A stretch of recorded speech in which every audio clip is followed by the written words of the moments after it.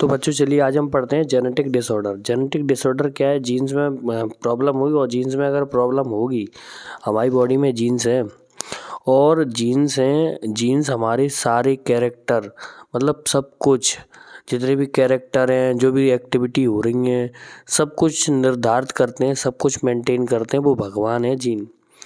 अगर जीन अच्छे होंगे तो बॉडी के सारे फंक्शन अच्छे होंगे, और जीन में अगर कुछ प्रॉब्लम हुई तो बॉडी डैमेज हुई।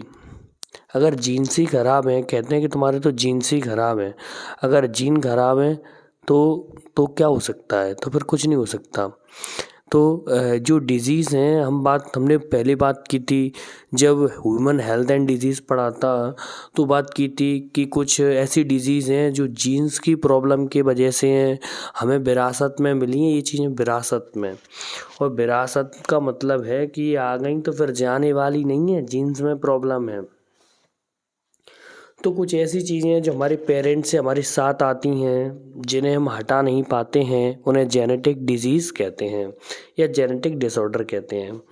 तो कुछ जीन्स की वजह से कुछ डिजीज़ हैं जिन्हें मेंडेलियन डिसऑर्डर भी कहते हैं। तो वो जेनेटिक डिसऑर्डर दो तरह के हैं, एक तो मेंडेलियन डिसऑर्डर, एक क्रोमोसोमल डिसऑर्डर। पूरा क्रोमोसोम गड़बड़ है तो क्रोमोसोमल डिसऑर्डर। और अगर क्रोमोसोम के अंदर जो जीन होते हैं, अगर उन जीन्स में प्रॉब्लम है तो जेनेटिक डिसऑर्डर। तो कुछ ऐसे ही जेनेटिक डिसऑर्डर की चलिए हम बात करते हैं।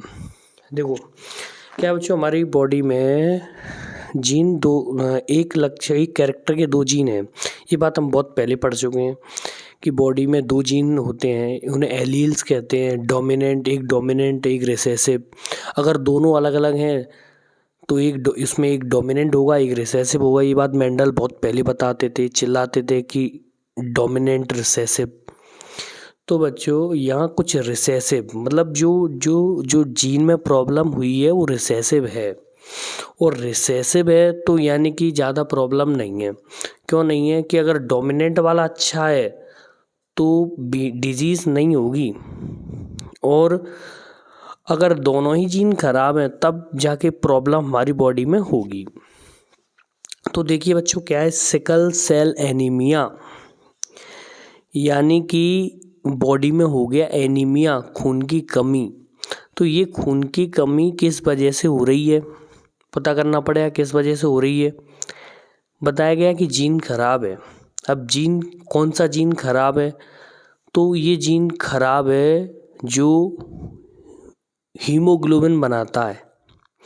तो खून की कमी का मतलब क्या? बॉडी में हीमोग्लोबिन की कमी है, या उसे हम कहते हैं आरबीसी की कमी है। आरबीसी, हीमोग्लोबिन आरबीसी को बनाती है। तो या तो डायरेक्ट कह दिया जाए कि आरबीसी की कमी है, या कह दो हीमोग्लोबिन की कमी है। तभी तो खून की कमी होगी, तभी तो एनीमिया होगा। तो अगर बॉडी में हीमोग्लोबिन नहीं बन पा रही अच्छे से तो एनीमिया हो जाएगा बच्चों, एनीमिया। और हीमोग्लोबिन, यहाँ इस सिकल सेल एनीमिया में क्या होता है, हीमोग्लोबिन तो बनती है लेकिन उसका शेप चेंज हो जाता है, आकार चेंज हो गया। अब आकार क्यों चेंज हुआ? क्योंकि हीमोग्लोबिन को बनाने वाली एक चेन थी, हीमोग्लोबिन है ना, हीमोग्लोबिन, उस हीमोग्लोबिन को बनाने के लिए बहुत सारी प्रोटीन होती हैं, प्रोटीन बनी होती है अमाइनो एसिड से। तो उसमें से क्या हुआ कि जो जीन इस प्रोटीन को बनाता था वो जीन में डिलीशन हो गया, कैसे भी उसमें म्यूटेशन हो गया। जब क्या हुआ कि हमने जब जन्म लिया तो हमारे पेरेंट्स, हमारे अंदर जीन आए। अब उस जीन में कैसे भी प्रॉब्लम हो गई, वो हमें नहीं पता कैसी प्रॉब्लम हो गई। अब प्रॉब्लम हुई तो क्या हुआ, इससे जो सिकल सेल एनीमिया है इसमें 6th कोडोन पर एलिनिन या 6th कोडोन पर एडिनिन होता है। एडिनिन की जगह हो गया थाइमिन, और एडिनिन, देखो यहाँ एडिनिन की जगह क्या हो गया, थाइमिन। और जैसे ही एडिनिन की जगह थाइमिन हुआ तो ग्लूटामिक एसिड बनना था, बन के आ गया वेलिनिन। तो एक अक्षर चेंज होने से बहुत बड़ी बड़ी चीज़ें हो जाती हैं। एक अक्षर बदला नहीं, सावधानी हटी, दुर्घटना घटी। तो यहाँ एक अक्षर बदला, एडेनिन की जगह क्या हुआ, थायमिन। तो इतने में ही यहाँ क्या हो गया, ग्लूटामिक एसिड बन रहा था, वेलिनिन बन गया। अब प्रॉपर आरबीसी प्रॉपर वो नहीं बन पाई, हीमोग्लोबिन नहीं बन पाई, तो शेप चेंज हुआ, डिजीज हो गई एनीमिया। इसमें ये हम याद कर पाएँ तो याद कर लें कि कौन सा जीन था, क्या था, वैसे करना ही पड़ेगा। उसके बाद हम चलते हैं अगली हमारी डिजीज़। अगली डिजीज़ हमारी इंतज़ार कर रही सिस्टिक फिब्रोसिस। इसके बारे में किताब में डिटेल नहीं दी है। सिकल सेल एनीमिया की डिटेल दी है, वो हमें पढ़ना ही पड़ेगा, क्या जीन हुआ, कैसे बदला, लेकिन इसकी डिटेल नहीं है। तो जब इसकी डिटेल नहीं है तो इसका सिर्फ इतना पढ़ना है कि इसमें क्या होता है, सिस्टिक फिब्रोसिस में क्या होगा कि बॉडी में म्यूकस बनाने वाले जीन्स में प्रॉब्लम होती है, जिससे बॉडी के म्यूकस गाढ़े हो जाते हैं और रेस्पिरेटरी डिसीज़ हो जाती हैं। बस इतना समझ के हमारा काम हो जाएगा सिस्टिक फिब्रोसिस में। ज़्यादा नहीं पढ़ना है, ज़्यादा पढ़ना है तो यहाँ हम देख सकते हैं कौन से जीन में दिक्कत हुई और क्या हुआ। आगे बढ़ जाते हैं। आगे है PKU यानी कि फिनाइल कीटोन्यूरिया। जे किस में प्रॉब्लम हो रही है और क्या सिम्टम्स आ रहे हैं। तो पहले हमें समझना है प्रॉब्लम क्या हुई, कौन से जीन में दिक्कत हुई और जिसके वजह से सिम्टम्स क्या आए। तो यहाँ पे बॉडी में टायरोसिन चाहिए, हमें क्या चाहिए, टायरोसिन। अब तुम्हारे जीन खराब हो गए टायरोसिन बनाने वाले, टायरोसिन बनाने वाले जीन खराब हो गए। अब टायरोसिन बनाने वाले जीन खराब हुए तो टायरोसिन बनेगा नहीं, बनेगा।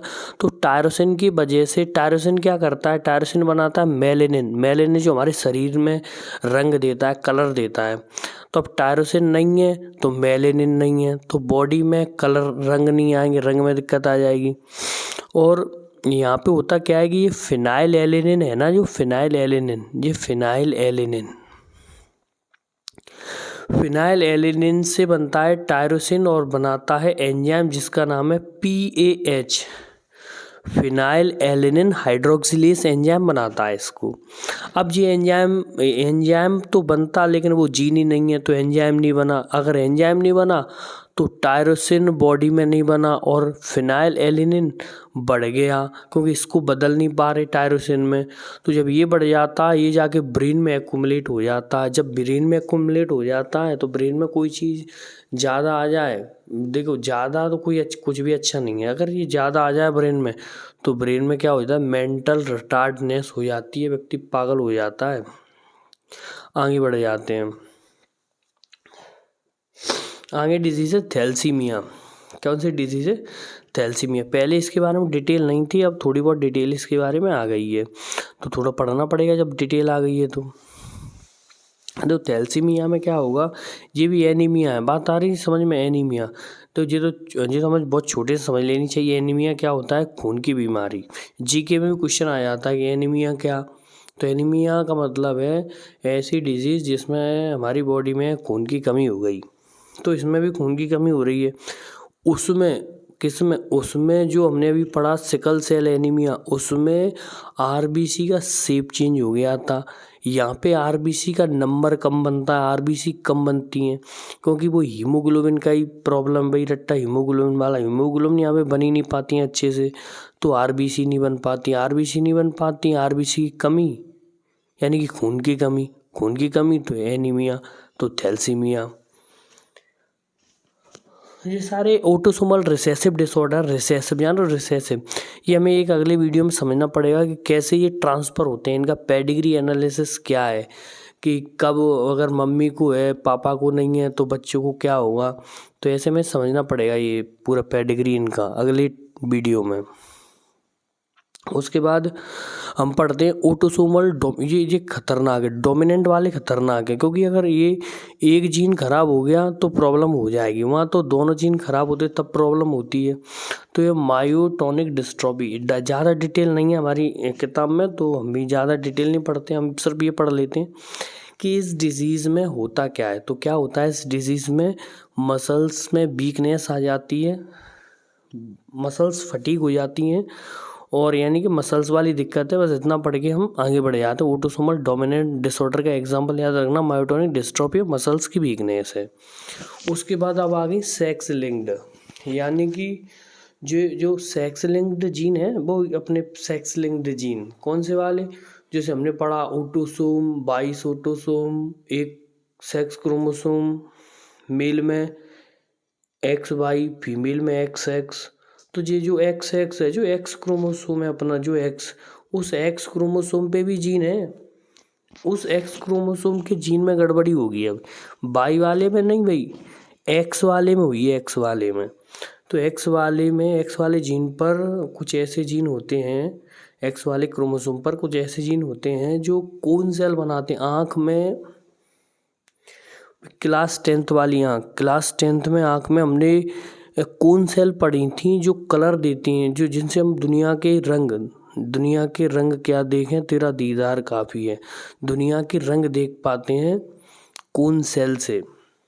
अब कोन सेल प्रॉपर नहीं बन पा रही, जीन खराब हो गए, पापा के थे तो बच्चे में भी वही आए।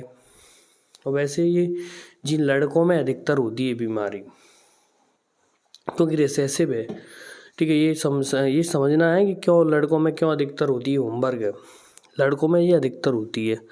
तो अब क्या हुआ कि पापा में दिक्कत थी तो बच्चे में दिक्कत हो गई।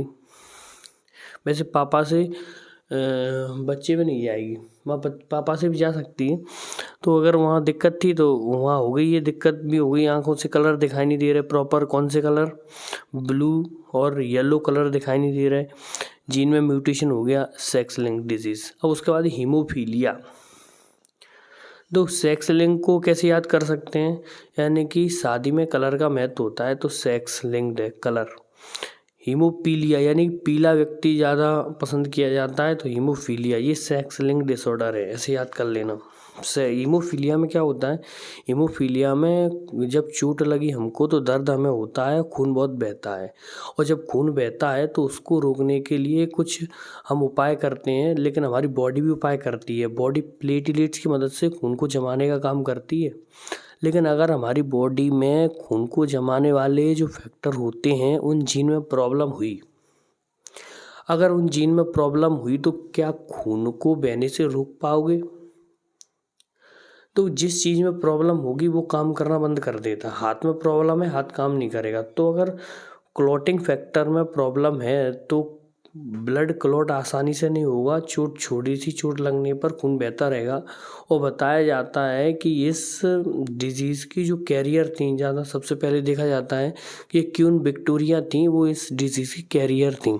तो यहाँ ये टॉपिक ख़त्म हो गया। अगले टॉपिक में हमें इसकी पेडिग्री और समझनी है कि कैसे मम्मी से पापा से बच्चों में ट्रांसफ़र होती है।